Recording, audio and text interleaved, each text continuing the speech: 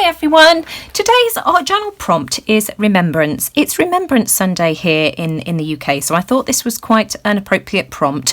You can interpret this any way you like. It can be remembrance as in remembering those that fought at war. It could be remembrance in remembering somebody who has passed away, a person or a pet. It could even be remembrance of a memory, an event that's happened. Really interpret this how you like, but as I say, mine's in honour of Remembrance Day. I'm using 3 colours of paint in my background: primary red, Payne's grey and cad yellow. These are Dale Rowney graduate acrylics. In fact, this one is Liquitex, and I've put them on a palette here. Let me just be careful not to spill it, and I've just squirted some water on because I want to create sort of like a wash in the background.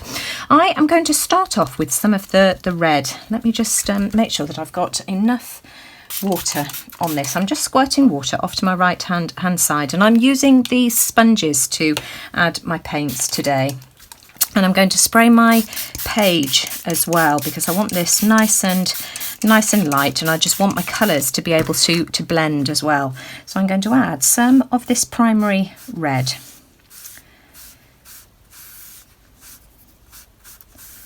So it's quite light to start off with, which is fine.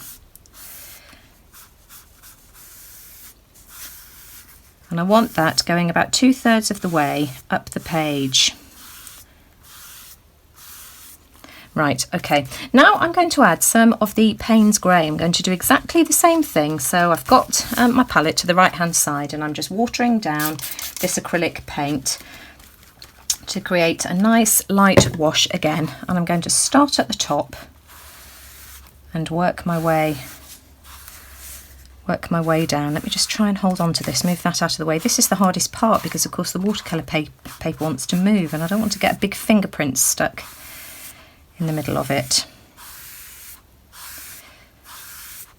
Now that's a bit too dark, so I'm just going to pick up some water.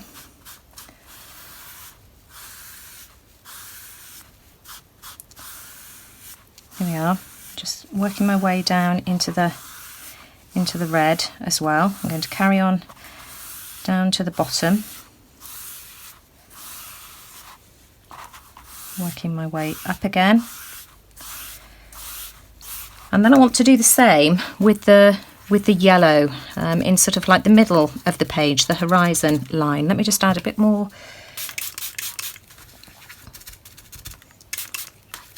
And this is why I'm working on watercolour paper this week, because of course my page has got a tendency to curl just because of the amount of liquid that I'm putting on my page. And so I'm going to come in with some of that yellow, working my way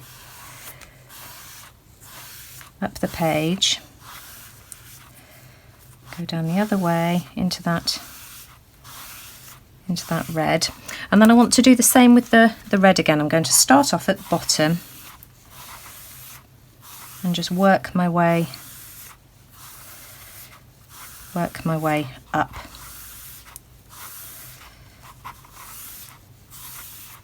Now whilst that paint is still wet, I just want to add some texture to my page. I just want to add a bit more of the black down here over that red.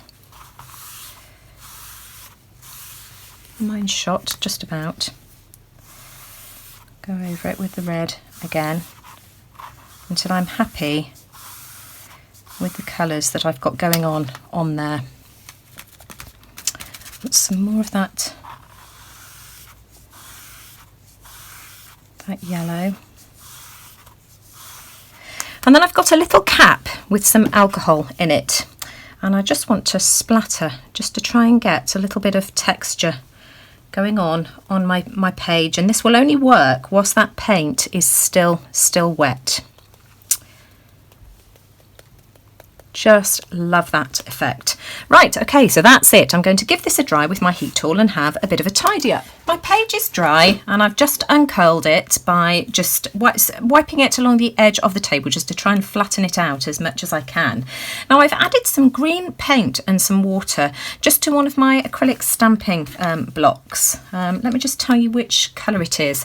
It's one of the folk art enamel paints, and it's forest green. And I've watered it down so that I've got got it to a splattering consistency, and I'm going to use one of these watercolour brushes. It's a number 8 watercolour brush, and I've just had a little bit of a practice with this on a piece of scratch paper just to make sure that I get the action right and I've got my paint the right kind of consistency.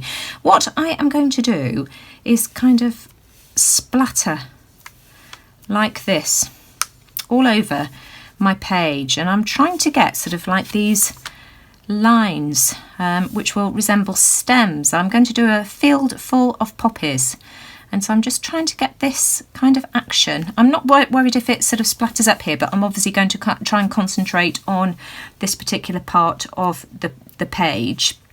And I'm just going to continue splattering, and this is probably going to take me quite a while, and I shall use a couple of shades of green as well. So I'm starting off with the dark one. I've got sort of like a mid green and a slightly paler sort of grey green as well, and I'm just going to keep going until I've got enough to try and just get rid of all of these line marks that I've got going on here.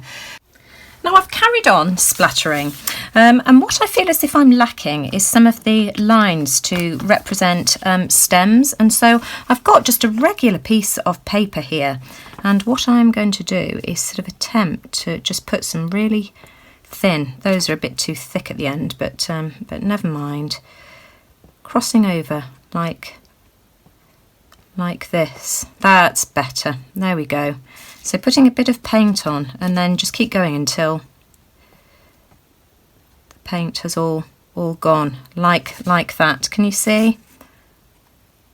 Now I'm going to do exactly the same thing again using some of the green gold. This is the Deco Art media acrylics, and again I've put it on my acrylic stamp block and I've watered it down, and I am just going to do that flicking action again. I've got green finger. There we go. Just to get some contrast going on. Keep dipping back in, and I'm just going to continue doing this flicking action again, and then I shall use my piece of paper here to add some more of those lines. Also, just after I'd added the lines as well, I started splattering over a pencil as well, just to add some more of those splatter marks, but I'm starting off this way first because I've just got more control over where it's going, and of course I want it sort of concentrated in this bottom area here. So I'm going to continue doing this, and then I shall be back once I've got something that I'm happy with, and to tell you if there's anything else that I think might be helpful to you. This is the first time I've done this, so this is all trial and error for me, and I hope I end up with something that resembles a poppy field at the end of it. So again, I've just continued adding all my splatters, both by flicking my brush on my finger and by adding splatters like this. And again, I just want to add some of those thin stalk lines. So I'm just dipping my paint into just this piece of regular copy paper, just so that I've got some really thin lines.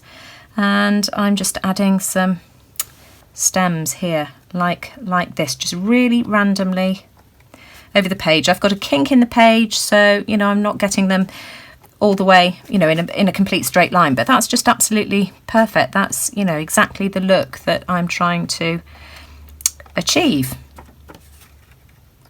Now this is how my page is looking. It's pretty dry at the moment, and I'm really happy with the way that that this is starting to look. So I want to add some poppies, and I want to add some splatters just in the middle of the page here, because of course these are the stalks, so I want to try and focus some splatters in the middle. I'm using carmine red, and I'm using deliberately now sort of runnier types of acrylics. So your craft paints are absolutely perfect for this, or things like your fluid acrylics here, but just use what you have. As I say, I'm using a mixture of Deco Art and fluid acrylics, and of course I use that enamel paint as well, which is quite fluid and liquid. So again, I'm working on my stamp block just because it's easier and easy clean up as well, and I'm just going to add some splatters in the middle of my page. Oh, if I get some bigger blobs, it doesn't matter. Let me just And I think what I might do is just sort of wipe off a little bit just to try and control the splatters. That's better. So I'm just sort of dabbing off as I've loaded up on just a baby wipe, just to try and control the size of the splatters. Now, of course, I want to try and get smaller splatters higher up and larger splatters lower down. So I'm just going to keep going like this, building up my page, and then we will add some larger poppies once this part has dried. Right, so my red splatters are all dry, and now I just want to come in with a Q-tip and add some larger flowers. Whoops, have I just moved the camera out of the way? So I've got my red paint, which is slightly watered down, on my acrylic block, and I'm just going to add flowers. In fact, where should I start? I think I'll start in the middle, and these are going to represent my poppies, of course.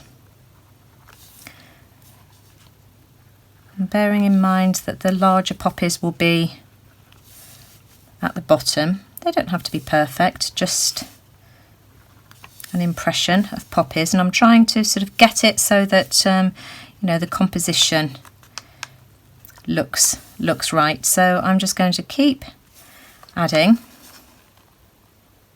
poppies all over my page, and then I'm going to have to find something smaller to use to add some smaller ones at the top. So I'm just going to add a few of these, and then I'll be back. Now I've figured a way of adding some smaller poppies. What I'm doing is adding a larger one and then just using the leftover paint and just tapping on like this. So I end up with a larger one in the middle, and then tapping off the excess as I get further up the page. And in fact, if I pull off some of, let me just grab a pair of scissors. I've got a big board at the back of me, by the way, which is catching all the splatters. There we go. So now that's a bit smaller. Let me just wrap it around my finger as well, because I don't want those stray bits of. I think that will be better. Right, there we go. There we are. That's better. And so I'm just going to continue to add some smaller poppies higher up my page. Oh, that's perfect. Look at that. Well, I'm pretty happy with how my page is looking. That's it so far. And all I want to do now is just add some black dots to some of the larger poppies, just to simulate just the centre of the poppy. I'm only going to do it with the larger ones, and I'm using my stylus to do that. And instead of using black paint, I'm using the Payne's Grey, which I used in the background. I just felt that black would just be a little bit too harsh. So I'm just going to continue doing this to some of my poppies.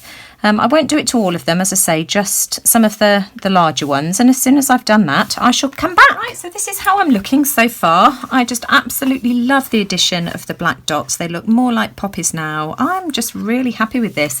And then finally, I just want to add my quote, which is, "They shall grow not old as we are left to grow old. Age shall not weary them, nor the years condemn. At the going down of the sun and in the morning we will remember them." So I just want to add that and ink around the edges, and I want to add a border as well. Let me just move that out of the way for a second, and I just want to add a border using some of the black soot distress oxides as well, which I think will just frame my page really nicely. So I'm going to do this, continue to add this all around the edge. I'm using my usual black score tape, which I shall use to attach my page to my journal, and as soon as I've done that, I'll be back to show you what the finished piece looks like. Here's my finished page. I've glued my quote in and inked around the edges. I continue to ink my border as well, and I'm really happy with the way that that looks. And I've started a new journal as well. This is the one that Linda gave me for my birthday, and good memories, because this has got the picture on the front of my cat, Nelson.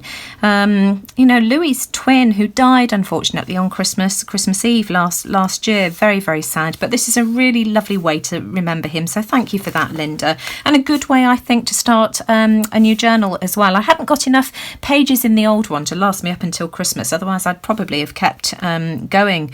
But it was just so fat. Time to start a new one. Now, this page was inspired by an artist, a UK artist called Yvonne Coomer. Coomber. I think it's pronounced Coomer, Coomber. And she does loads of beautiful flower paintings using Q-tips in this kind of style. And that's where I got the inspiration from. I don't know whether she uses Q-tips to do hers. I got the idea for Q-tips from a video that I watched by Angela Anderson, where she was doing sort of a similar paint splatter effect. And I also looked at a blog page or art page by myflowerjournal.com as well, which was where I got the idea of how to splatter with paintbrushes. But in the end, I just used a mixture of all sorts and resorted to, you know, just splattering like this, because I just found that I got the look that I was looking for better by doing it that way. So I look forward to seeing what everybody else comes up with for this week's prompt, Remembrance. I must say, I look forward every week to seeing what everybody decides to come up with for their art journal prompts. You are coming up with some absolutely amazing pages, and it's wonderful to see some of you that have been in the group for quite a while now, how much your artwork has grown. Absolutely fantastic. I just think we've got such a smashing group of lovely people as well that comment on the post. Absolutely fantastic. So as I say, I just look forward to seeing what your ideas are for this week. So I hope you'll give me a thumbs up if you like this one here, because as I say, every week it just lets YouTube know that you like what I'm doing, and let me know what you think in the comments below. Take care, everyone. See you all again soon.